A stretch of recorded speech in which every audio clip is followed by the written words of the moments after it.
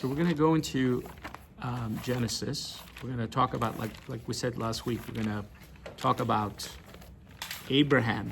But I couldn't just start here today. I had to kind of give that introduction with the Hades last week because I just thought that it's significant. I mean, the entire one half of Hades is named after Abraham, so he must be a pretty important figure. That it's not Moses' side, it's not Isaiah's side, it's not David's side, but it's Abraham's side, Abraham bosom that the Lazarus goes to, the man that's covered in sores. So we're going to start here in Genesis chapter 11. I'm reading from RSV, so if you're lost a little bit, it's just a translation difference, but it should be pretty much, what it is. I'm going to read here blocks of, again, scriptures, and I'm going to probably, for the time's sake, I'm going to skip some, so please get a chance to read the bigger text, which is chapter 12, 13, and 14. I thought I can go slower, but it's not necessary. So we're going to introduce, the Bible is going to introduce the character of Abraham to us today. And there are two things that everything I'm going to share is going to focus on. Number one, these are like things that are like, seems like blaringly jumping out of the pages of chapter 12, 13, and 14. Number one is how God was, I have 2 points basically, one of which is how God was interacting with Abraham to build his faith. His faith was, God was putting him through things to teach him faith, more faith.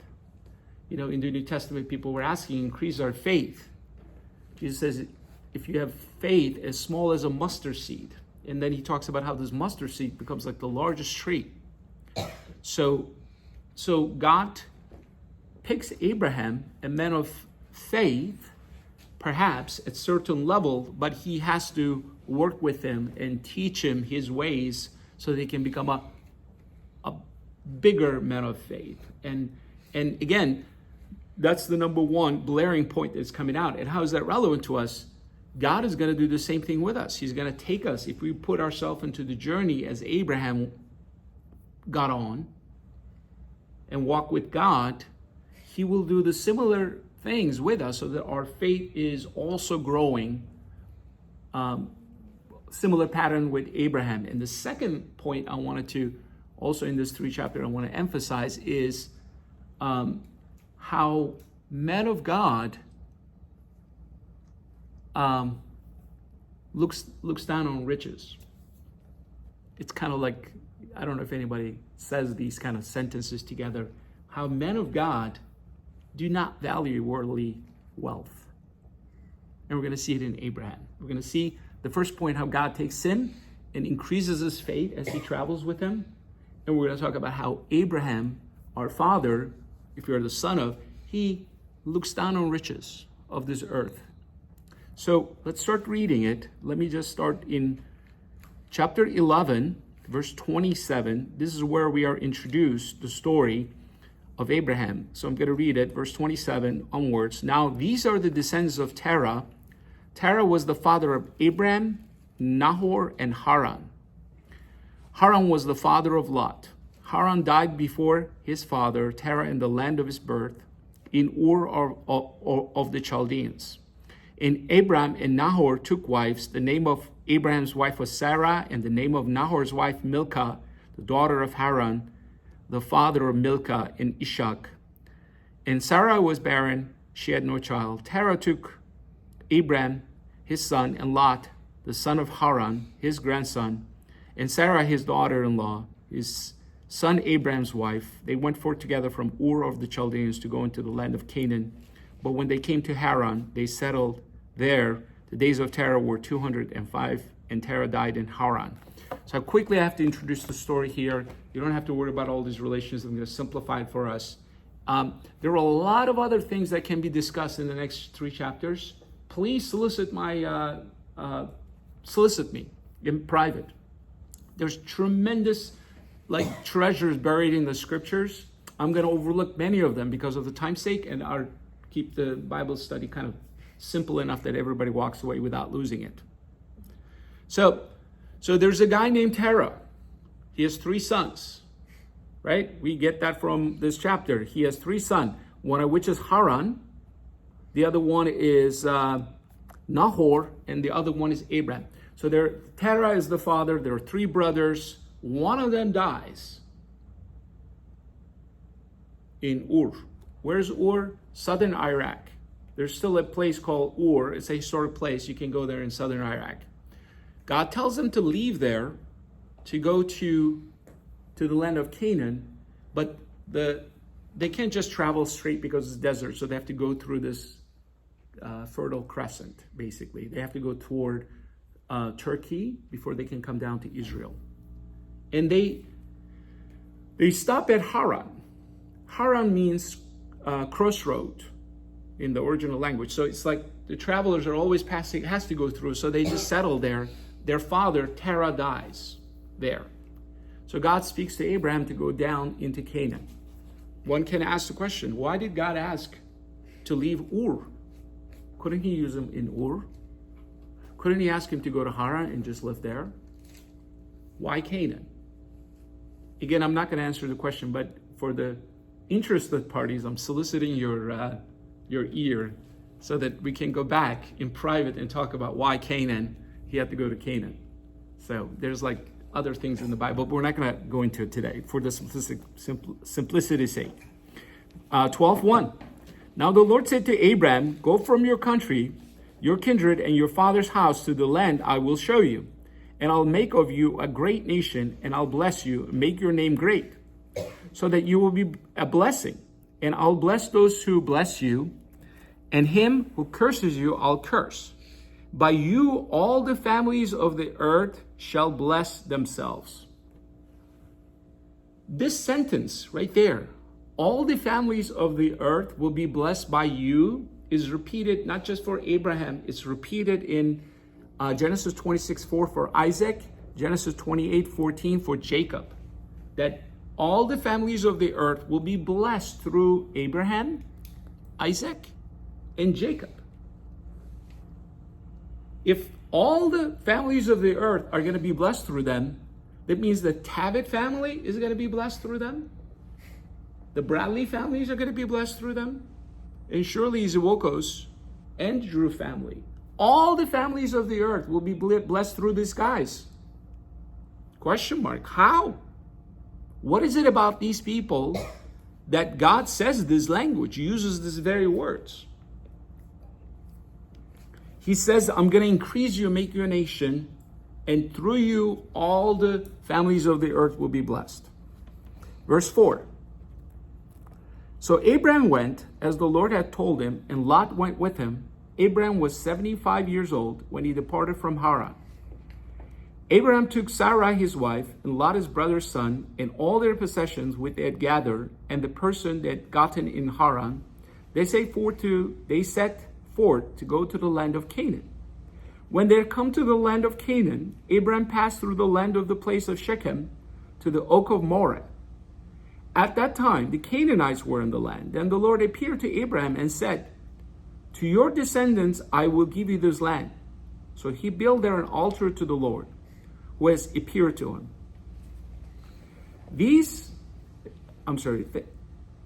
Thence he removed to the mountain on the east of Bethel, and pitched his tent, and Bethel on the west, and Ai on the east. And there he built an altar to the Lord, called in the name of the Lord. And Abraham journeyed on, still going toward Negev. So I'll pause quickly. So he comes down to the land of Canaan. So God told him early on in Haran that he will become a great nation. And he reminds him again that I'm going to increase you, and to your descendants I'm going to give you this land. And Abraham builds an altar. Have you ever wondered what is an altar? And why is he building an altar? And how does he know how to build an altar? Do you know how to build an altar? The first time in the Old Testament, the first person that ever builds an altar that is recorded is Noah. You guys know when he does that?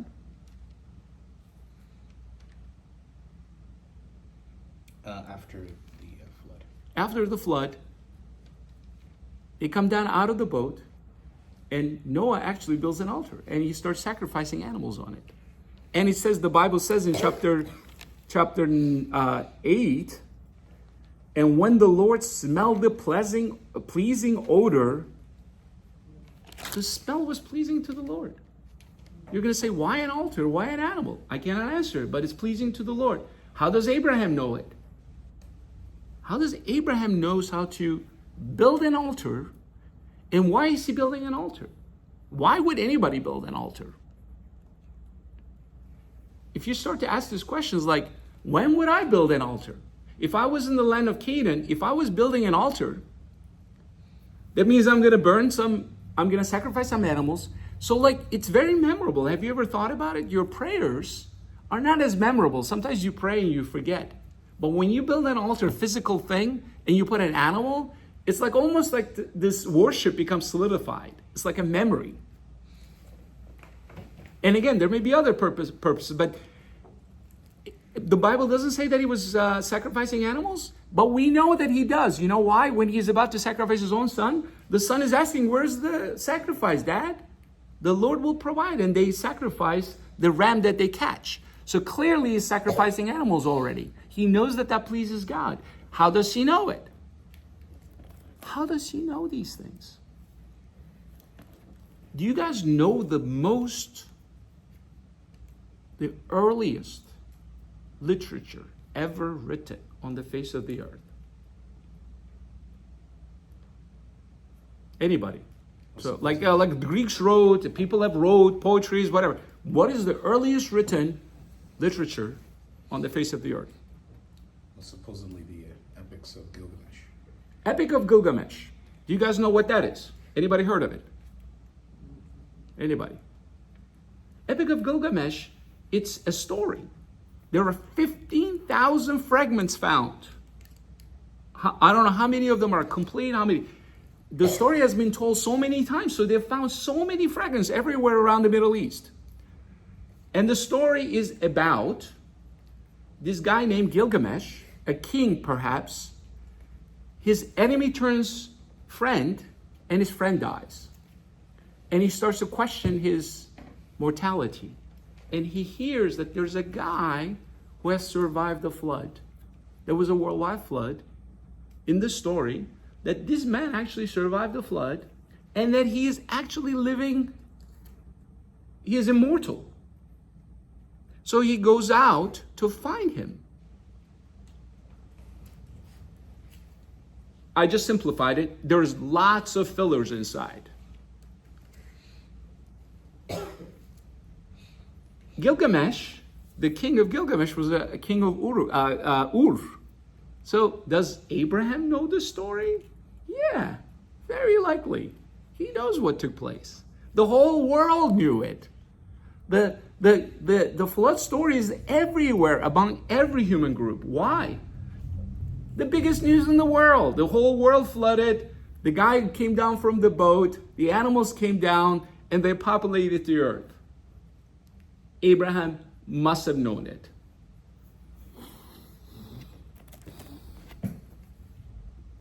So here's Abraham, left his home, come down to the Canaan, building altar, perhaps sacrificing animals, and look what happens. Verse 10, God promises twice now that he's going to have descendants populating this land. He's going to give it to them, right? And look what happens. Verse 10 of chapter 12. Now there was a famine in the land, so Abraham went down to Egypt to sojourn there. For the famine was severe in the land. When he was about to enter Egypt, he said to Sarah his wife, I know that you are a woman beautiful to behold. When the Egyptians see you, they will say, this is his wife. Then they will kill me, but they will let you live. Say you are my sister, and it may go well with me because of you, and that my life may be spared on your account. When Abraham entered Egypt, the Egyptians saw that the woman was very beautiful. When the princes of Pharaoh saw her, they praised her to Pharaoh. And the woman was taken into the Pharaoh's house, and for her sake he dealt well with Abraham. And he had sheep, oxen, he donkeys, men servants, maid servants, she donkeys, and camels. But the Lord afflicted Pharaoh and his house with great plagues because of Sarah, Abraham's wife. So Pharaoh called Abram and said, "Why is this? What is it that you have done to me? Why did you not tell me that she was your wife? Why did you say she's my sister, so that I took her for my wife? Now then, here's your wife. Take her and be gone." And Pharaoh gave men orders concerning him, and they set him on the way with his wife and all that he had. Chapter 13, verse 1. So Abraham went up from Egypt, he and his wife and all that he had, and Lot with him into the Negev. So there's a famine in Canaan. So Abraham is forced to go down to Egypt. He's afraid because there's no military, police, whatever. He's afraid somebody's going to take his wife. They're going to kill him. He says, tell everybody that you're my sister. So he tells, that goes in, and the Pharaoh has the Sarah as his wife. But before something happens, God, the Bible says, verse 17, but the Lord afflicted Pharaoh and his household with great plagues because of Sarah, Abraham's wife. Let me just put the template out. Tell me what this reminds you. There's a famine in the land of Canaan, and Abraham has to go to Egypt, and that God is afflicting Pharaoh with plagues, and the Pharaoh pushes him out. What does this remind you? There's a famine in the land. It's a foreshadow of what happened with Egypt. The Egypt story. Jacob went into Egypt because there was a famine. They couldn't stand in the land of Canaan. And God inflicted Pharaoh with plagues. Unlike this guy, the Moses guy is not that smart. He has the country being destroyed by God, literally. This guy gets it. He gets the plagues. I don't want this. Get out of here. Later on, Moses' Pharaoh doesn't get it. He has to actually lose his firstborn. The economy of Egypt is destroyed. All of his animals killed. His land is destroyed. The fields are destroyed. If I was an Egyptian, 500, so this is about 2000 BC, right? 2,000 years before Jesus.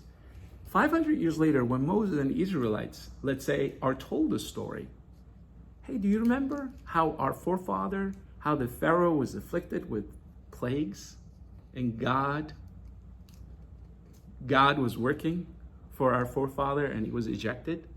Can you see how, like, the story would have been told to the children that this has happened? You can ask yourself, God told him to go to Canaan. Who's in charge of the famine? Who's in charge of rain and crops? God. Why is there a famine in the land of Canaan? Why is God allowing a famine to occur in Canaan so that Abraham is pushed to go to a territory that is hostile? Have you ever thought about it?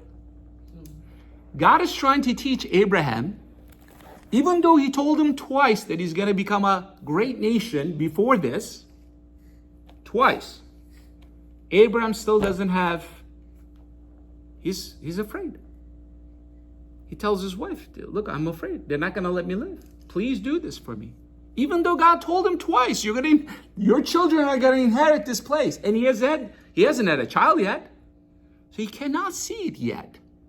He cannot still have enough faith to say, you know what, God promised this to me. Nobody's going to harm me. You know when this happens again in the New Testament? Jesus chooses the 12 in Mark chapter 3 to send out and give them powers. Then in the next chapter, in chapter 4, he puts them in a boat. It says cross over, and then he throws the hurricane or the storms. You remember? I'm sorry, actually Jesus on the boat as well. You remember they're all afraid? Do you see what was going on? He gets up and said, why are you afraid? Don't you know that you're going to be preaching righteousness to the world? To the apostles. They don't get it. That these are his ambassadors. They're going to preach righteousness to the world. They cannot die on the boat. Neither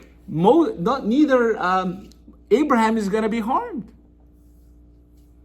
So they walk away, Sarah, Abraham, they walk away with faith. Man, God sent plagues to the Pharaoh, the most powerful man on the face of the earth, to protect me. Protect me. They walk away. Abraham is putting 2 plus together. Wow. God is fighting for me. I could not have had it any other way. And Sarah, his wife, is learning also how God is like protecting them. So far, so good. Do you see how God is putting him in a place where he's afraid, but also like protecting him so that he can walk away with more faith? He's the father of faith. We're trying to learn from him.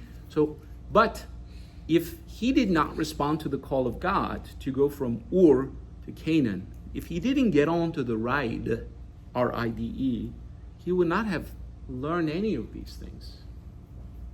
So we have to get onto the right ourselves. Children, I'm talking to you. You have to be volunteering to get onto the right, to walk with God, so that he can teach you faith. He can take a little bit of faith, and he can teach you more of it, increase, and make it a big tree through you. But you have to be willing to say, okay, you told me to travel, leave my home, go to this place, I will do it. Even though he doesn't understand why there's a famine. Why is there a famine, man? I'm like in Canaan, like you told me to go there. There's a reason, obviously, you can see it. Lot and his wife, what are they thinking? We never hear from Lot's wife. We don't know when he got married, but surely he has a wife at the end of the story. We know that. Is Lot already married? What are they learning? What are they seeing? They're also in for the ride. So, chapter 13, verse 2.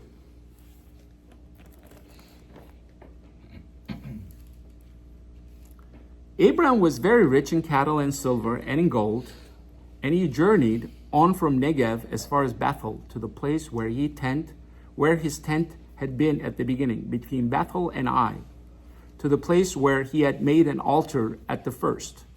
There Abraham called on the name of the Lord, and Lot, who went with him, with Abraham, also had flocks and herds and tents, so that the land could not support both of them dwelling together, for their possessions were so great that they could not dwell together. And there was strife between herdsmen of Abraham's cattle and the herdsmen of Lot's cattle. At that time, the Canaanites and the Perizzites dwell in the land. I'm going to skip from 8 to 14. So he literally, what happens in that, actually, you know what, let's quickly read it. By the time I explain it, we can read it. Then Abraham said to Lot, let there be no strife between you and me, and between your herdsmen and my herdsmen. So we are for we are kinsmen. It is not the whole land before you. Separate yourself from me. If you take the left hand, then I will go to the right. Or if you take the right hand, then I'll go to the left. Lot lifted up his eyes and saw that the Jordan Valley was well watered, everywhere like the garden of the Lord, like the land of Egypt, in the direction of Zoar. This was before the Lord destroyed Sodom and Gomorrah. So Lot chose for himself all the Jordan Valley, and Lot journeyed east. Thus they separated from each other. Abraham dwelt in the land of Canaan, while Lot dwelt among the cities of the valley and moved his tent as far as Sodom. Now the men of Sodom were wicked, great sinners against the Lord. The Lord said to Abraham, after Lot had separated from him, lift up your eyes, look from the place where you are, northward and southward and eastward and westward. For all the land which you see, I'll give it to you and your descendants forever. I'll make your descendants as the dust of the earth, so that if one can count the dust of the earth, your descendants also can be counted. Arise, walk through the length and breadth of the land, for I'll give it to you. So Abraham moved his tent and came to dwell by the oaks of Mamre, which are at Hebron, and there he built an altar to the Lord. So their properties are increasing. Abraham and Lot, their herdsmen are starting to fight for territory or whatever is going on, maybe water sources and the grazing flock areas. So Abraham says, look, we're brothers, right? You're my brother's son. He's actually a nephew.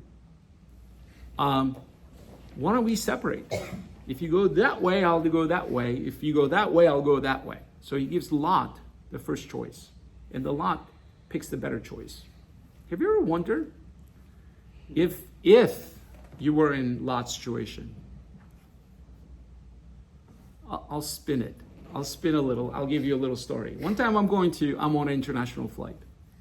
I noticed that the man next to me and other people in the group, there were a group that were traveling to someplace. I don't remember where we were going. But this man was a Christian man traveling to, I think, Israel or something for a sightseeing. But it was a Christian group. It was a church group traveling to somewhere. I don't remember if they were going to Europe or Israel. The flight attendant comes. She says to both of us, because I'm on the aisle and the man is sitting next to me, I only have one meat left. The other one was pasta. He goes, I'll take it, he goes. Of course. This was like more than 15 years ago. I still remember it. I just didn't expect that coming. Like maybe we shouldn't have it because there's not enough for both of us. Well, why don't we get pasta together? Maybe let the next guy. But he was so aggressive, he took it. Lot's father already died. His name was Nahor.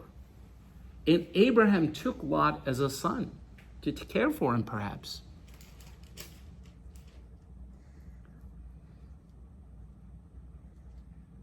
Don't you think Abraham, it could have set wrong with Abraham? If Abraham was overlooking this, don't you think his wife could have minded the fact that he was taking the better part? You've taken care of this guy and you give him a chance? Instead of he turning to you and say, Father, Abraham, you take the better part. You go ahead. I'll take the other side. Have you ever thought about that? In the next chapter, he's going to be captured. Don't you think Sarah could have had a problem with Abraham going after Lot, who is selfish, who took the better part? We'll get there in a second. It was Haran, actually. His dad was Haran. Thank you for the correction. His dad was Haran, who died before their father, Terah. That's right. Thank you for the correction. I love that.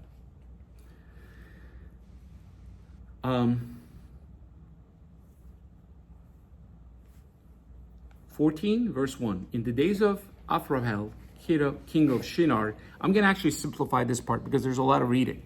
So I'm going to tell you what's going on and I'll read a little bit afterwards. So think about southern Iraq and part of Iran, where the Mesopotamia is, and the southern Turkey.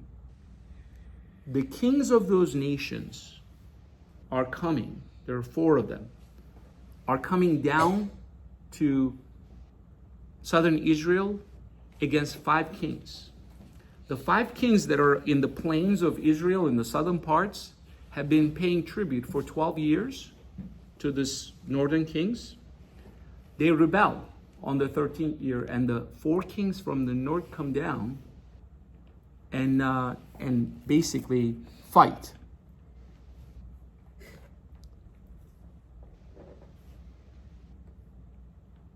And they win. The northern kings win. So verse 11, so the enemy, the northern 4 kings, took all the goods of Sodom and Gomorrah and all their provisions, went their way.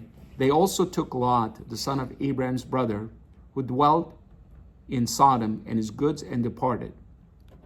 Then one who has escaped came and told Abraham the Hebrew, who was living by the oaks of Mamre, the Amorite, brother of Eshcol, and Aner. They were allies of Abraham. Then Abraham heard that his kinsman had been taken captive. He led forth his trained men, born in his house, 318 of them, went in pursuit as far as Dan. He divided his forces against them by night, and he and his servants, and routed them and pursued them to Hobah, north of Damascus. Then he brought back all the goods, and also brought back his kinsman, Lot with his goods, and the woman and the people. So the 4 northern kings come and win against the 5 in the south and take their property and the people as slaves. And they're carrying them into their land back. Abraham hears about it. He takes 318 men with him to go after. How big these armies were, do you think? The northern kingdoms. These are Mesopotamian kingdoms. All the cities of the Mesopotamia, some parts of Iran, the southern Turkey. How big do you think these armies that were coming down from the north? Give me a number. We don't know the numbers actually. I cannot figure it out. But I'm telling you, it must have been in the thousands. Could it be 10,000? Could it be 50,000 coming against the southern kingdoms? They were coming to fight 5 kings. Was it 100,000?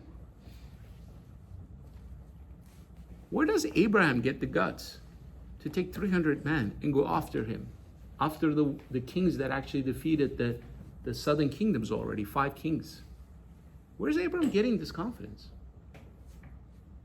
And what does this remind you? When Abraham takes his 318 men and goes after, does it remind you of another story in the Bible? What? Gideon. It reminds you of Gideon. When Gideon God is like eliminating his army, he's like left with 300 men. He says, my forefather Abraham did this. You see how they were all like inspired by their forefather? They knew our forefather did this. Abraham goes after them and defeats them, slaughters them actually. The Greek Septuagint says slaughters them. Takes Lot, all the people that were taken captives, and all the plunder, and comes back. Verse 17. After this, I'm going to try to wrap up in the next few minutes. I'm going to make a bunch of points and I'm going to wrap it up. After this, after his return from the defeat of Chedorlaomer and the kings who were with him, the king of Sodom went out to meet him at the valley of Shavet, that is the king's valley. And Melchizedek, king of Salem, brought out bread and wine. He was priest of God Most High, and he blessed him and said, Blessed be Abraham by God Most High, maker of heaven and earth. Blessed be God Most High, who has delivered your enemies into your hand. And Abraham gave him a tenth of everything. And the king of Sodom said to Abraham, Give me the persons, but take the goods for yourself. But Abraham said to the king of Sodom, I have sworn to the Lord God Most High, maker of heaven and earth, that I will not take a thread or a sandal thong or anything that is yours, lest you should say, I have made Abraham rich. I'll take nothing. But what the young men have eaten and the share of the man who went with me, let Aner, Eshcol, and Mamre take their share. So Abraham, 4 northern kingdoms fought the 5 southern kingdoms, won. Abraham takes his 300 men, chases them, slaughters them, takes everything back. One of the defeated kings from the south goes up to him and says, Look, take all the belongings, just give me the people back as slaves. Abraham is a champion.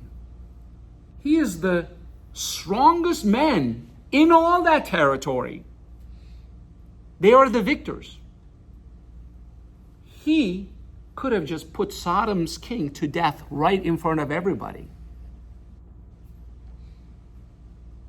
They're already defeated. He's already the general of the entire territory. He's already the champion.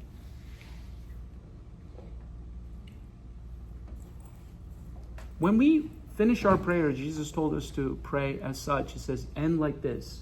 Yours is the kingdom, yours is the power, yours is the glory. All men on the face of the earth that are not godly seek those things. That's why Jesus tells us to remind ourselves that it's his. The kingdom, power, and glory is his. Abraham, a man of God, is not interested in power, glory, or kingdom because he has an opportunity now. He even doesn't want anything of any of the property. Why? It has no value to him. Men of God don't value these things. You see it? He puts no value to them. He deserves the booty. I don't want anything from you.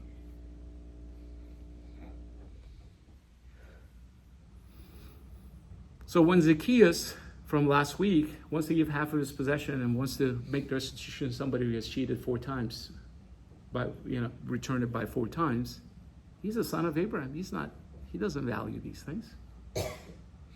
God accumulates on Abraham. He doesn't value it.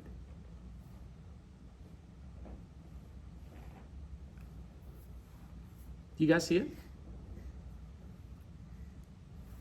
Look what's happening. So he comes from his victory.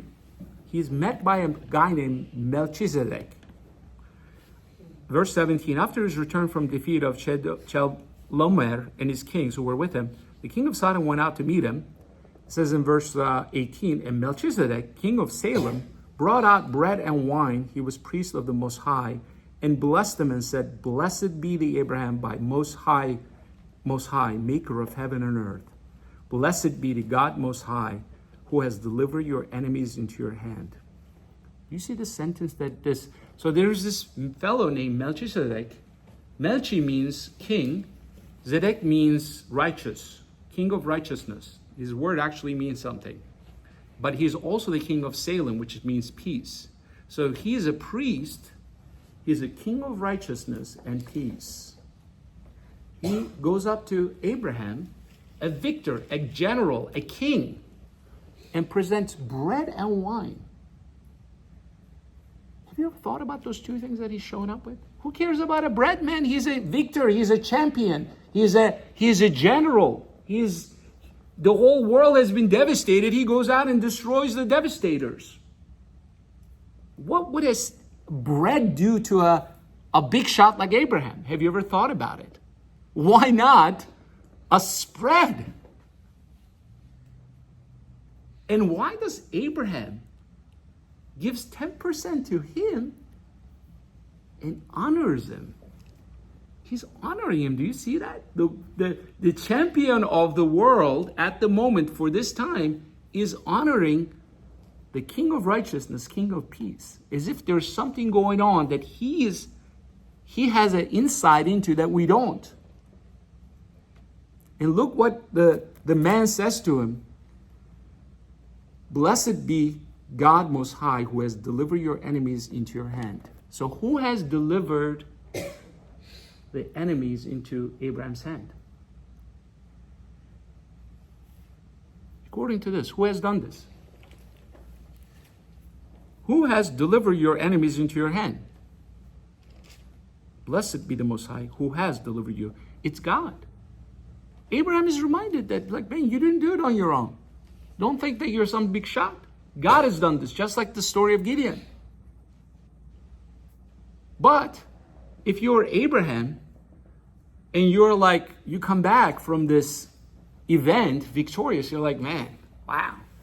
Man, what kind of God am I serving? What kind of God is this? What have I signed up to journey with this God? Children, it's very exciting if you can align yourself with this God. Incredible. The journey will be incredible.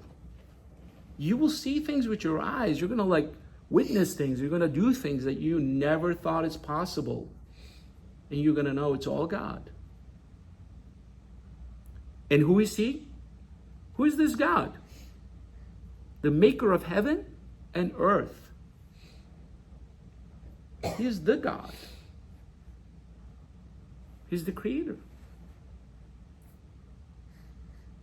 You see how he takes Abraham from this place, puts him in a famine, sends him to Egypt, protects him, breaks the Egypt or the Pharaoh so that he can move out. Abraham learned a little lesson. Sarah learned a little lesson. Then Lot is captured. Abraham finds the courage to go after. He's victorious over the victorious kings. Actually, one of the kings was his king from Ur. One of the guys that he defeats is his king from the ancient Ur that he left. He knows perhaps this character because he came from the region that these northern kingdoms were coming down. And he's learning, wow, God is with me. God is going to strengthen my hand. I'm going to do things that are impossible. We're going to be part of things that are impossible. I'm going to wrap it up quickly, but I want you to see this from Sarah's point. I want to talk to the females here. You're going to say, man, I don't hear anything from Sarah. How can you teach anything about Sarah here? We don't even hear her voice. Think about this. Abraham says, you know what? We are going to leave Ur. Their father, Terah, wasn't the only one. He probably had brothers in Ur. Abraham's mother, which we don't know anything about, had probably brothers and sisters. They had relatives in Ur. When they were leaving, Sarah could have protested and say, I don't want to leave here. I got all these family members here. Where are we going? I don't want to leave my loved ones. I have relatives here. They go to Haran. They rest there for a little bit. Then God tells them to go down to Canaan. They just he could have protested and said, look, we start to put some roots here. We have some relatives here because they're leaving one of the brothers and all of their siblings up there to go to the land of Canaan. When the famine comes in and they have to go to Egypt, Abraham says, please tell everybody that you're my sister so that they will spare me. Have you ever thought about what kind of posture Sarah had to have? What? I can't do that. You asked me to lie? And you're going to give me up? Don't you see that there was conversation going on between them before she submits to it? Do you see how obedient is Sarah? She goes in. When they come back out, when Pharaoh is stricken by plagues and they're released out of them, they go back. He's witnessing Lot taking the better part. Don't you think that created a little strife? If there were two families and one of the families took the better part, don't you think it could have created a little bit of conversation? Man, for all the things they have done, he takes the better part. And then he makes the wrong decision to live in Sodom and he's taken as captive. And the news comes to them. And Abraham says to Sarah, they've captured Lot. And he's going as a slave into Mesopotamia, to northern countries with his family. What do you think Sarah felt? When Abraham told Sarah, I have to go and fight with the kings, what do you think Sarah told him? Are you out of your mind? He could have said this. Are you out of your mind? They just came and destroyed 5 kings, and you are going to take your 300 men? Are you out of your mind? You're going to leave me as a widow. I'm going to be left without a man because you're going to die. And you love me? Do you see what kind of obedience, trust Sarah had to have? Not to give in to fear? That Abraham left for war. Don't you think Sarah could have been super afraid that he's never going to come back? Never going to come back. Then he comes back as a champion. She's like, I am the wife of the champion. We have filthy rich. Now I'm going to I can become the queen, literally. And Abraham turns everything down. Everything. He says, I won't even take a string out of you, man. Not even a sandal. Take it all. Why are we learning? How are we going to be blessed by the family? This family. Through you, all families of the earth will be blessed. You are his children if you do not give in to fear and submit to your husbands. Learn from Sarah. And in turn, she became something great. She saw firsthand how God inflicted plagues on Pharaoh for her sake. Her husband comes back. Melchizedek comes and says, "Blessed are you." She sees that man, this is a man of God. I am following a man of God. This guy, God is going to bless this guy. We're going to inherit this entire land, and our children are going to be living here. She becomes a mother of all these people that are going to be coming from them. You see, I was trying to make 2 points here. One, God is going to work with your little faith, but you have to journey. If you turn your back, especially children, if you turn your back and do not get into the ride, right, from Ur to all the way to Canaan, symbolically, you will never experience any of these things because you're just like, eh. When you're men of God, women of God, you have to despise the world's wealth.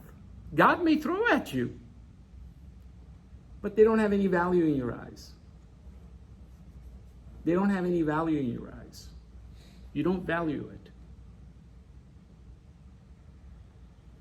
Third point, just a bonus, is for the ladies to learn from Sarah that she could have protested every step of the way, especially when Abraham was going after the kings.